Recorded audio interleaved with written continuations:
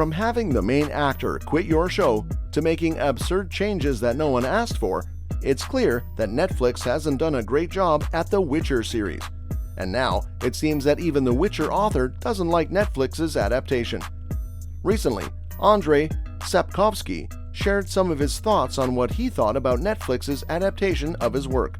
Considering the fact that this guy wasn't even a fan of the video games, you can be certain that he didn't have any high praises to sing about it. The author said at the Taipei International Book Exhibition that he's seen better, but he's also seen worse. Take that as you will. To me, it seems like he's not too enthusiastic about the series, which is a pretty bad thing considering it's coming directly from the main author. It's especially bad if you consider that right now is when the show is in dire need of support. I mean, let's just look at the grave Netflix has dug for themselves.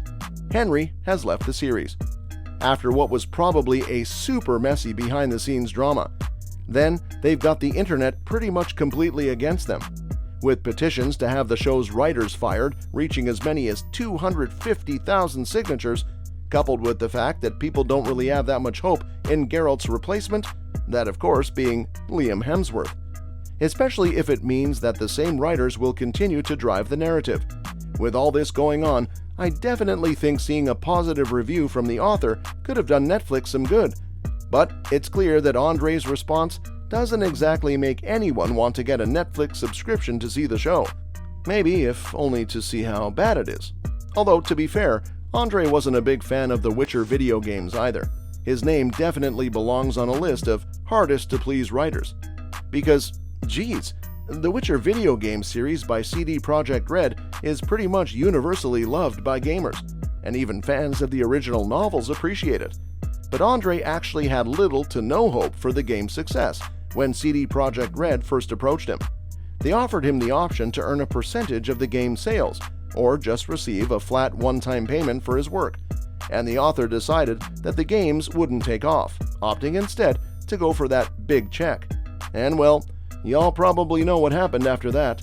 The games became a huge success, and Andrei sat there in sorrow at the awful choice he'd made. That would have been the end of it, but he actually went after the video game company and tried to dispute the licensing. Dang, he really needs to learn to just take a loss.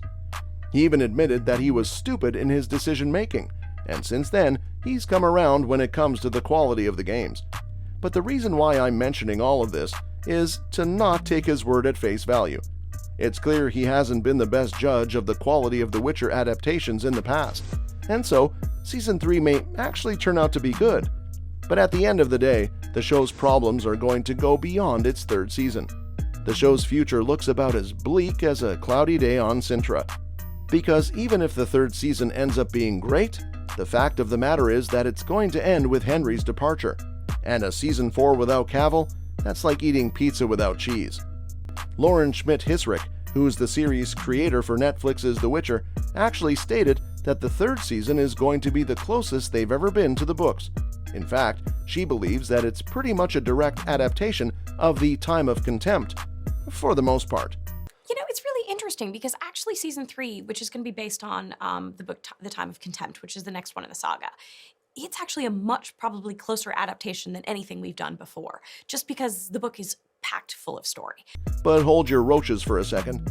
If the show really was all that great, I don't think that it would have caused Henry to quit. After all the evidence points toward the fact that he left because the writing on the show got unbearably bad, which might have stung him even more, considering he's a huge fan of the games and the original novels. So despite Lauren's promises for a season that's more accurate to the source material, it's better to temper your expectations. And anyway, what's the point of watching a show's third season when you know it's most likely going to crash and burn in the fourth and fifth?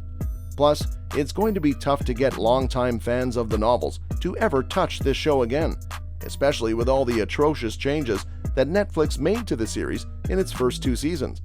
The show has outright changed the stories of some characters, while putting others more in the focus. All the while, the main character Geralt has started to feel like a minor part of the whole story, despite the fact that in the books, he's the one person that fans are shown the perspective of the most. I mean, the series is named after him, after all. But no, the show decided to be all fancy and instead of just showing us a single narrative from the perspective of Geralt, decided it'd show us 3 separate timelines instead, one of which involves Yennefer.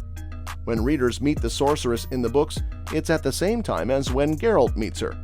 She's an incredibly mysterious character, and no one really knows too much about her at first. The Netflix series scratched this intrigue and mystery entirely, deciding instead to just outright tell us her story and upbringing. The worst part? None of this was even mentioned in the books. It's just a terrible fan fiction that the writers of this show came up with. Yennefer is in a constant battle with herself. She had a really tragic childhood. A place of frustration, rage, confusion. And that's not even the worst change. The show also completely massacres one of the most fan-favorite characters from the books. If you've seen Season 2, you may know exactly who I'm talking about. Why? It's Eskel, of course.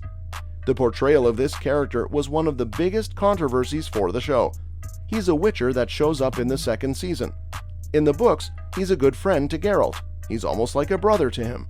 Eskel also serves as an endearing mentor to Ciri. So, what did the show do to this great character? Oh, it turned him into a cocky, cynical jerk who turned out to be a weird tree monster? Yeah, I'm serious. Like, what a huge leap. Eskel, what are you doing? Are you taking a break from tucking in your girl? Still, there may be a way to salvage the show, and that's by giving the fans the things they want to see from the books.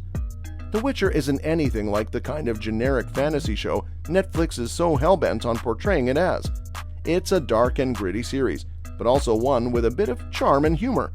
Most importantly, its setting, which is inspired from Poland, is ripe with mystery and intrigue. The show needs to much more heavily lean towards its source material, not just for the story beats, but also in its world building and lore. Most importantly, it needs to stop treating Geralt like he's a side character in his own story. It's vital to make him the center of the story moving forward, giving him the limelight that a character as great as him truly deserves.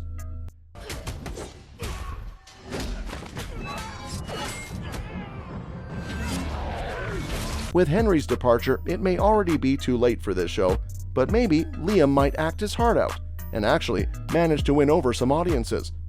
Even then, unless the writers are able to get over themselves and actually bring some of these changes to the show, I can't see the series getting much better. Anyway, what are your thoughts on The Witcher author giving his opinion on the Netflix series? See you in the next one.